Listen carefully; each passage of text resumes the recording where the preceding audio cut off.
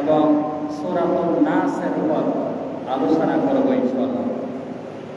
কোরআনুল কারীমের একেবারে সর্বশেষ দুইটি সূরা হচ্ছে সূরাতুল ফালাক, সূরাতুন নাস।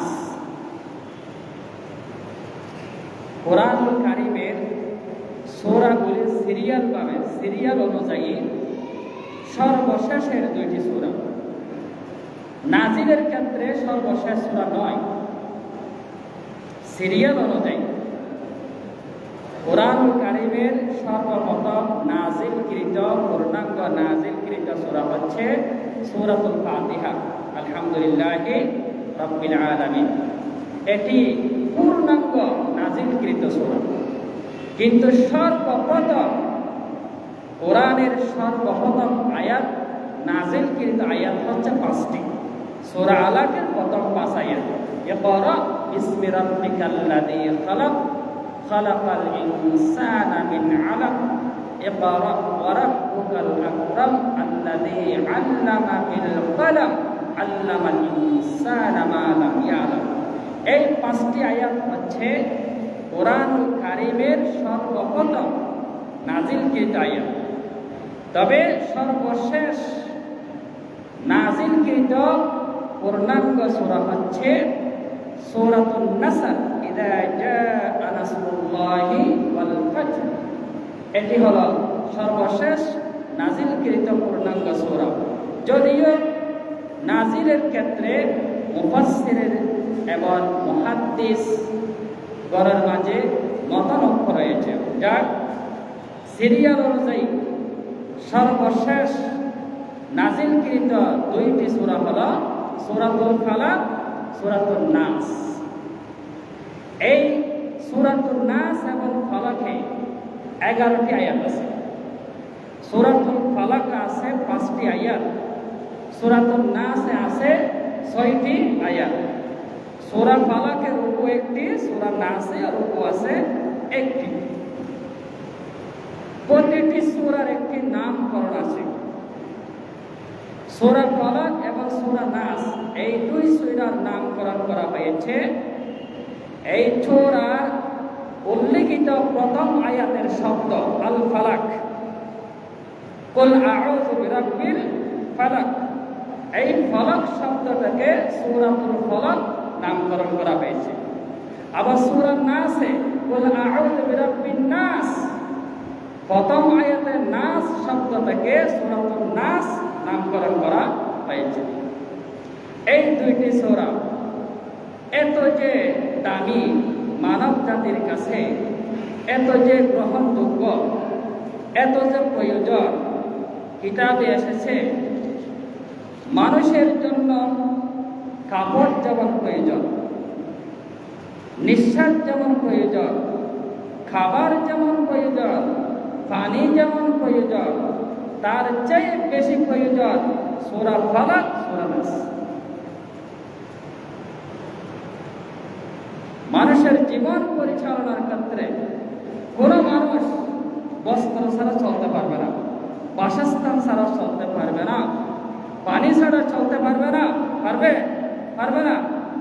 এই যে অক্সিজেন, বাতাস, যে আমরা অক্সিজেন গ্রহণ করি, এগুলো ছাড়া মানুষ চলতে পারে না।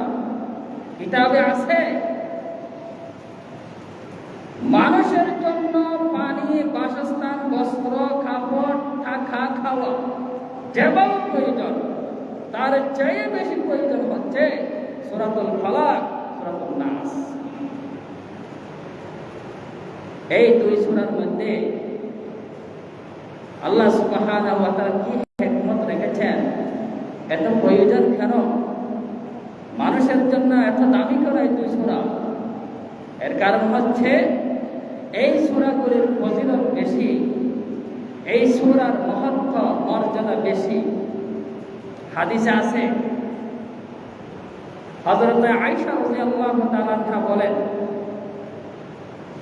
রাসূল কারীম সাল্লাল্লাহু আলাইহি সাল্লাম যখন ঘুমাতে যেতেন তখন দুই হাত একত্রিত করতেন, একত্রিত করে সূরা ইখলাস, সূরা ফালাক সূরা নাস পড়ে ফু দিতেন, অথবা মাথায়, মুখমণ্ডলে, শরীরের বিভিন্ন জায়গায় হাত বুলিয়ে দিতেন।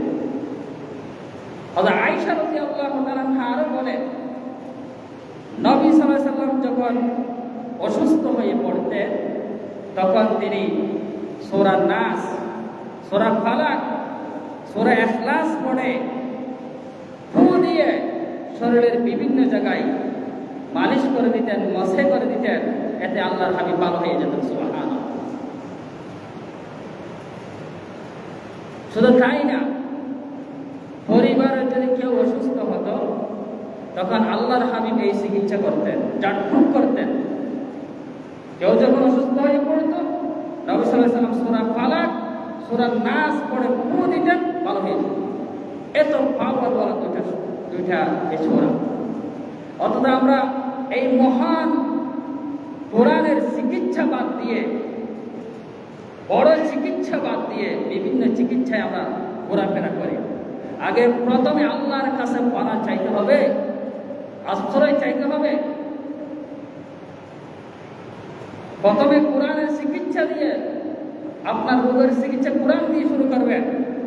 ওয়াশিফাউল লিমা ফিস সুদূর, আল্লাহ বলছেন পুরো কোরআনটাই হচ্ছে শিফা, শিফাউল লিন্নাস, মানব জাতির জন্য কোরআন হচ্ছে শিফা। সূরা ফাতিহা শিফা, সূরা ফাতিহার অনেক নাম, এক নাম হচ্ছে শিফা। এই সূরা পড়েন, এই সূরার উপর আমল করেন, শিফা পাবেন। বিশ্ব নবী হযরত উকবা ইবনে আমরকে বললেন, শোনো উকবা, আমি কি তোমাকে এমন শ্রেষ্ঠ দুইটি সূরা শিক্ষা দেব না যেই সূরার উপর আমল করলে তুমি বিপদ আপদ থেকে, বলা মুসিবত থেকে বাঁচতে পারবেন। অতঃপর আল্লাহর হাবিব হযরতে উকবা ইবনে আমিরকে সূরা ইখলাস, সূরা ফালাক, সূরা নাস শিক্ষা দিলেন। এরপরে আল্লাহর নবী নামাজ পড়ালেন। নামাজের পরে বিশ্ব নবী বললেন, শোনো উকবা, তুমি এই সূরাগুলি সকাল সন্ধ্যা রাতে বেশি বেশি করে পড়বা। এই সূরা দুইটিকে 3 সময়ে পড়া সুন্নাত। কয় সময়ে? 3 সময়ে। নবীজি সাল্লাল্লাহু আলাইহি সাল্লাম এই সূরা দুইটি সাথে ইখলাস মিলাতেন, 3 সময়ে পড়তেন। এক, সকালে, প্রতিদিন সকালে আল্লাহর হাবিব সূরা ইখলাস, সূরা ফালাক, সূরা নাস পড়তেন এবং সন্ধ্যায় পড়তেন বা রাতে ঘুমানোর আগে পড়তেন। 3 নম্বরে, প্রত্যেক নামাজের পর, ফরজ নামাজের পরে আল্লাহ হাবিব সাল্লাল্লাহু আলাইহি সাল্লাম এই সূরাগুলো পড়তেন, এই সূরার উপরে আমল করতেন। এই সূরা দুটি নাজিল হওয়ার পেছনে কারণ রয়েছে। দুইটি সূরা একই ঘটনাকে কেন্দ্র করে নাজিল হয়েছে। মদিনার ইহুদি, মুনাফিক, বেঈমান, জৈনক মুনাফিক লাবিদ ইবনে আসাম তার মেয়েকে দিয়ে রাসূল করিম সাল্লাল্লাহু আলাইহি সাল্লামের ছিন্ন সুর, শিরনের ছিন্ন দাঁত এনে এই ঝোলের মধ্যে মন্ত্র পড়ে ফু দিয়ে 11টি গিরা দিয়ে আল্লাহ রাসূলকে জাদু করা হয়েছিল। জাদুর প্রভাবে নবীজি সাল্লাল্লাহু আলাইহি সাল্লাম দিন দিন শুকিয়ে গিয়েছিলেন। কিছু পড়লে মনে থাকে না, কিছু পড়লে মনে থাকে না, মনে হয় যে কিছুই বলেনি। এভাবে 40 দিন বা 6 মাস পর্যন্ত আল্লাহ রাসূল জাদুর প্রভাবে কষ্ট পেয়েছিল। একদিন স্বপ্নে দেখলেন রাসূল করিম সাল্লাল্লাহু আলাইহি সাল্লাম, দুইজন ব্যক্তি আসছে, একজন মাথার কাছে আর একজন পায়ের কাছে এসে বসে, তারা বলাবলি করছে নবীজিকে জাদু করা হয়েছে। ওই যে অমুক খেজুর বাগানে জোরাখা নামক কূপের পাদদেশে তলদেশে পাথরের নিচে ছাপা দিয়ে ছাপা দেওয়া আল্লাহ রাসূলের চিহ্ন ঝোল এবং চিহ্ন শিরোনির দাগ পাথরের নিচে লাগানো হয়েছে। ওখান থেকে তুলে আনতে হবে আর গিরাগুলো খুলতে হবে। সকাল যখন হলো, নবীজি সাল্লাল্লাহু আলাইহি সাল্লাম হযরত আলীকে পাঠালেন সেখানে। হযরত আলী গিয়ে জোরাখা নামক কুফের পাথরের নিচ থেকে শিরোনি তুলল। শিরোনি আল্লাহ রাসূলের শিরোনির দাগ এবং চুল, যে চুলে 11টি গিরা ছিল, সেগুলো আল্লাহ রাসূলের কাছে আনলেন। তখন সূরা 2টি নাযিল হয়েছে। সুবহানাল্লাহ, এই 2টি সূরা নাযিল হয়ে গেছে। ওই সূরার মধ্যে জাদুর গিরা ছিল কয়টা? 11টা। আর সূরা 2টিতে আয়াত আছে কয়টা? 11টা। নবী সাল্লাল্লাহু আলাইহি সাল্লাম একটা আয়াত পড়ে একটা গিরা খুলে যায়, একটা আয়াত পরে একটা গিরা খুলে যায়, 11টি আয়াত পরে 11টি গিরা খুললেন। সুবহানাল্লাহ, নবী সাল্লাল্লাহু আলাইহি সাল্লাম সুস্থ হয়ে গেলেন। জাদু, এই জাদু আগে ছিল। আল্লাহর নবীকে শ্রেষ্ঠ জাদু করা হয়েছে। লাবিদ ইবনে আসাম জাতা জাদুকর ছিলেন না, মদিনার শ্রেষ্ঠ জাদুকর আল্লাহর হাবিবকে জাদু করেছিল। এই জাদুকে কেন্দ্র করে সূরা 2টি নাযিল হয়েছে। এই সূরাটা বলা হয়েছে কুল আউযু বিরাব্বিল ফালাক। হে নবী, আপনি বলুন আউযু, আমি আশ্রয় চাচ্ছি, আমি পানা চাচ্ছি, বিরাব্বিল ফালাক, পলকের রবের কাছে। পলক মানে কি? পলকের অনেক অর্থ। পলকের এক অর্থ হচ্ছে পলক মানে প্রভাত কাল, সকালবেলাকে প্রভাত বলে। ফালাক বলে আরবিতে ফালাক। অন্য আয়াত আছে ফালিকুল ইসবাহ, আল্লাহকে ফালিকুল ইসবাহ বলা হয়েছে, প্রভাত কালের রব। ফালাক ফালাক, ফলক শব্দের আরেক অর্থ হচ্ছে বিদীর্ণ করা, বেদ করা, সিরা ফাটা। যেহেতু আল্লাহ পাক রাতের অন্ধকার পেটে, রাতের অন্ধকার ছেড়ে বেদ করে সকালের আলো নিয়ে আসেন, এই জন্য আল্লাহকে ফালাক বলা হয়। এই জন্য ফালাক বলা হয়েছে বিরাব্বিল ফালাক, প্রভাতের রবের কাছে আউযু, আমি আশ্রয় চাচ্ছি, আমি আল্লাহর কাছে পানা চাচ্ছি। মিন শাররি মা খালাক, এবং পানা চাচ্ছি, আশ্রয় চাচ্ছি সৃষ্টির অনিষ্ট হবে। শারর মানে খারাপ, অনিষ্ট। মা খালাক, যা আল্লাহ পৃথিবীতে সৃষ্টি করেছেন, সৃষ্টির অনিষ্ট থেকে আল্লাহর কাছে পানা চাইতে হবে। সৃষ্টির অনিষ্ট, আল্লাহ কি সৃষ্টি করেছেন? পানি, আগুন, বাতাস, গাড়ি অ্যাক্সিডেন্ট। আপনি পানি থেকে আশ্রয় চাইবেন, পানির অনিষ্ট। পানিতে পড়ে মরা থেকে আশ্রয় চাইবেন, গাড়ি অ্যাক্সিডেন্ট হয়ে মরা থেকে আশ্রয় চাইবেন, আগুনে পড়ে মরা থেকে আশ্রয় চাইবেন। মিন শাররি মা খালাক, আউযু মিন শাররি মা খালাক, আমি আশ্রয় প্রার্থনা করছি সৃষ্টির অনিষ্ট থেকে। সুতরাং যাবতীয় অনিষ্ট থেকে আল্লাহর কাছে পানা চাইতে হবে। আমরা পানা চাইব একমাত্র আল্লাহর কাছে, কারোর কাছে পানা চাইব না। এখন মানুষ আশ্রয় চায়, পানা চায় মাজারে গিয়ে, বাবাদানের কাছে গিয়ে, মরা মানুষের কাছে গিয়ে পানা চায়। মরা মানুষ তো আপনাকে কিছু দিতে পারবে। অনেক মা বোন আছে, অনেক ভাই আছেন, বিয়ে হয়েছে, বাচ্চা হচ্ছে না, আশ্রয় চাচ্ছে মাজারে গিয়ে, পীরের কাছে গিয়ে, গাজার কাছে গিয়ে। শিরক, এই শিরক থেকে বেঁচে থাকতে হবে। শিরক মস্ত বড় অপরাধ, বড় চুলো, ক্ষমার যোগ্য অপরাধ, ছড়াবার নাই। আউযু বিরাব্বিল ফালাক, আমরা আশ্রয় চাইব আল্লাহর কাছে, সৃষ্টির অনিষ্ট থেকে আল্লাহর কাছে আশ্রয় চাইব। 3 নম্বর আয়াতে বলা হয়েছে ওয়া মিন শাররি গাসিকিন ইযা ওয়াকাব, যখন রাতের অন্ধকার, রাত অন্ধকার হয়ে যায়, অন্ধকারের অনিষ্ট থেকে আশ্রয় চাচ্ছি। এগুলো রাসূল সাল্লাল্লাহু আলাইহি ওয়াসাল্লামকে পরে গোটা পৃথিবীর মানুষকে শিক্ষা দিয়েছেন আল্লাহ। আমার বান্দারা, তোমরা রাতের অনিষ্ট থেকে আশ্রয় চাইবা, রাতের খারাপ থেকে আশ্রয় চাইবা। রাতের অনিষ্ট কি?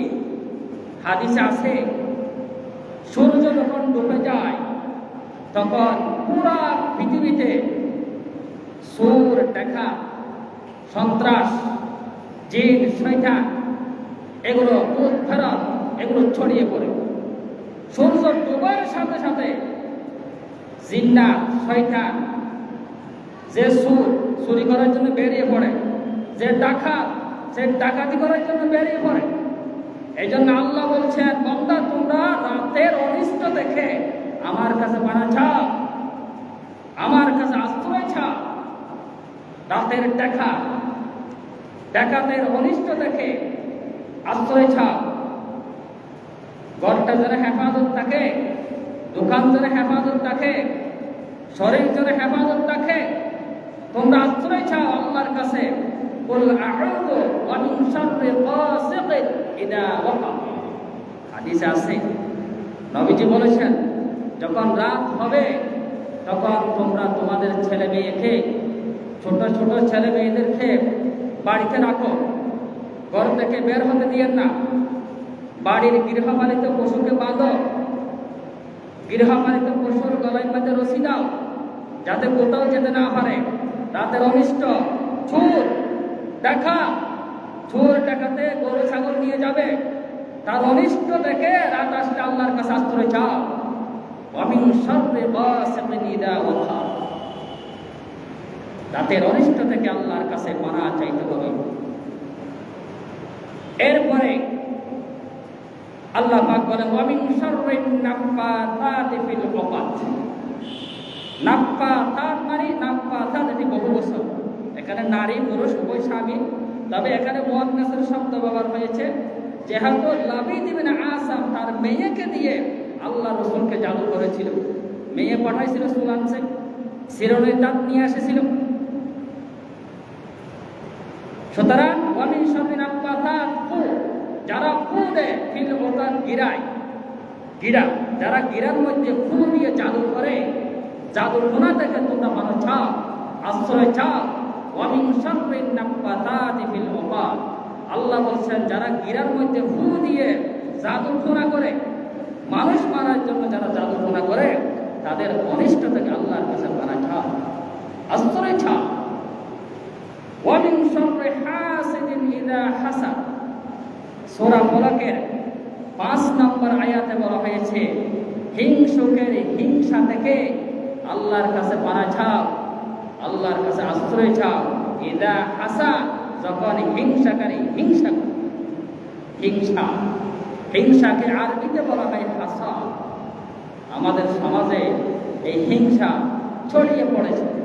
হাসাদ, হিংসা, এক ভাই আরেক ভাইকে দেখতে পারে না, হিংসা করে।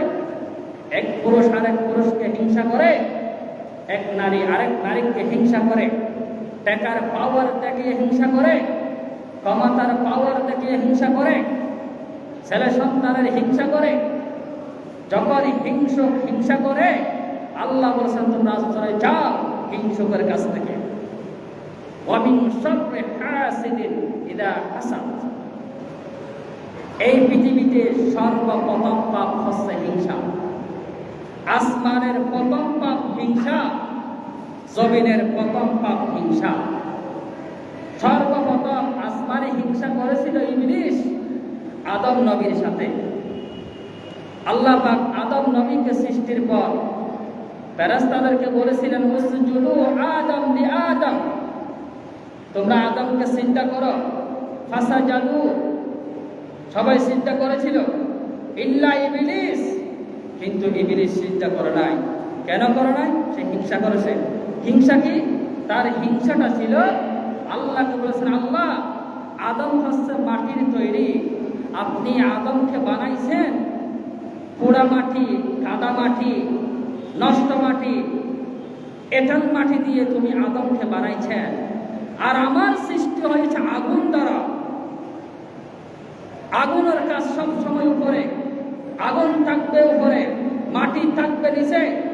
উপরের জিনিস কোন নিচের জিনিসকে চেষ্টা করবে, কখনো সম্ভব নয়। আবার সেই ইনকার করেছে। ইবলিস হিংসার কারণে আদমকে চিন্তা করতে পারে নাই, আদমকে মেনে নিতে পারে নাই। এরপরে আল্লাহ বলছেন ওয়াস্তাকবারা, ইবলিস অহংকার করেছে, ইনকার করেছে, অহংকার করেছে, ওয়াকানা মিনাল কাফিরিন। আল্লাহ বলেছে, যা তুই কাফির হয়ে গেছিস। হিংসা কাফেরের কাজ, কাফেরের স্বভাব, এগুলো কাফের করে, বেঈমানরা করে, নাস্তিকরাই করে। সুতরাং আসমানের প্রথম পাপ হচ্ছে হিংসা। এই হিংসা থেকে আল্লাহর কাছে পানা চাইতে হবে, এটা আল্লাহ শিখিয়ে দিয়েছেন। জমিনের প্রথম পাপ কি? জমিনের প্রথম পাপ হিংসা। আদম নবীর দুই সন্তান হাবিল এবং কাবিল। কাবিল ছিল বড়, হাবিল ছোট। বড় ভাই ছোট ভাইকে হত্যা করেছে হিংসার কারণে। কোরবানি সংক্রান্ত ঘটনাকে কেন্দ্র করে ভাই ভাইকে হত্যা করেছে হিংসা করে। এই জন্য আল্লাহ বলেছেন হিংসা মহাপাপ। রাসূল বলেছেন তোমরা হিংসা থেকে বেঁচে থাকো, তোমরা মানুষকে হিংসা করিও না, একে অপরকে ছোট মনে করিও না। হিংসা কি? হিংসা হচ্ছে অপরের সুখ দেখে, অপরের কল্যাণ দেখে নিজের ভিতরে জ্বালা পোড়া সৃষ্টি হওয়াকে হিংসা বলে। এই হিংসা করাই নাই। হিংসা মারাত্মক অপরাধ, মারাত্মক অন্যায়, ক্ষমার অযোগ্য অপরাধ।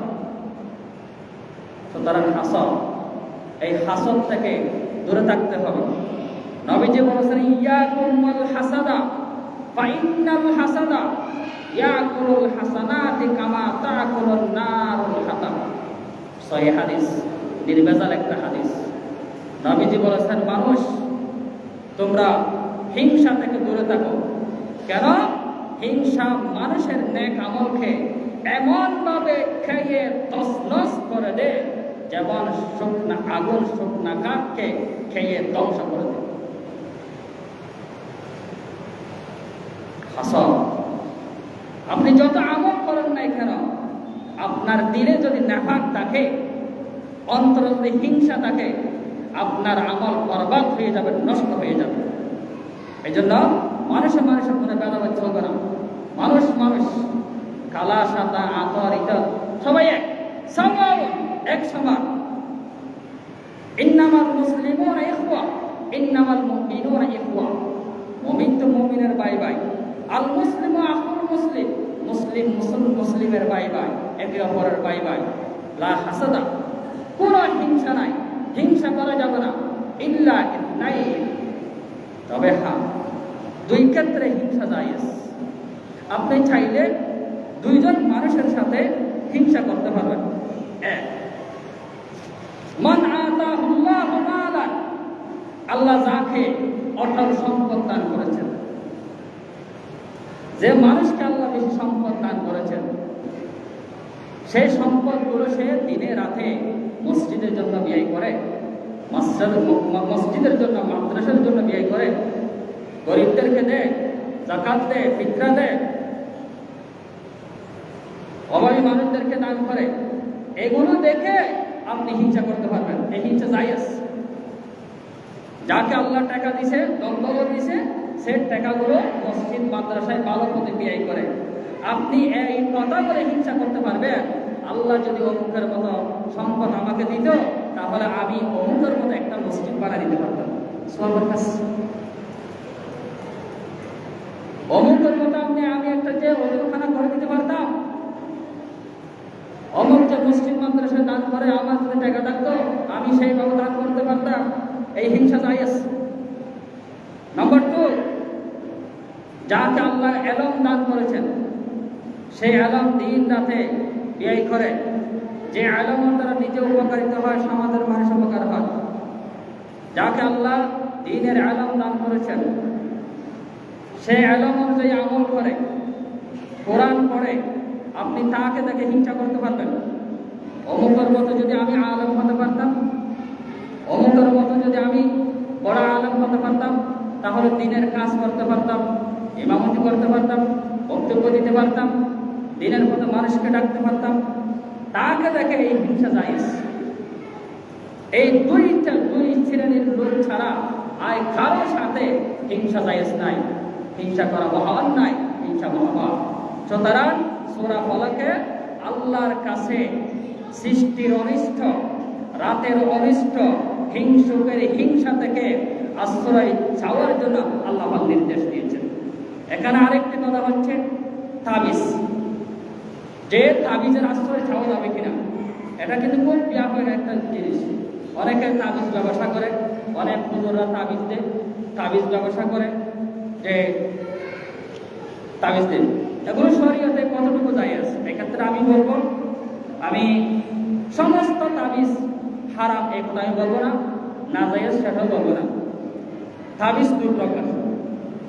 একটা তাবিজ হচ্ছে এমন তাবিজ যে তাবিজে কোরআন আয়াত লেখা থাকে, মনে করেন সূরা ফালাক, সূরা নাস, সূরা ইখলাস, যে যে সূরাগুলোর কথা, যে যে দুয়ার কথা রাসূল সাল্লাল্লাহু আলাইহি ওয়াসাল্লাম বলেছেন, গুরুত্বের দিক দিয়ে যে দোয়াগুলো করতে বলেছেন, এই সমস্ত দোয়া সূরা যদি কোনো কাগজে লেখা থাকে, কোনো কাগজে লেখে যদি কোনো শিশুর বা গলার মধ্যে রাখে, এই সমস্ত তাবিজকে ওলামায়ে কেরাম জায়েজ বলেছেন।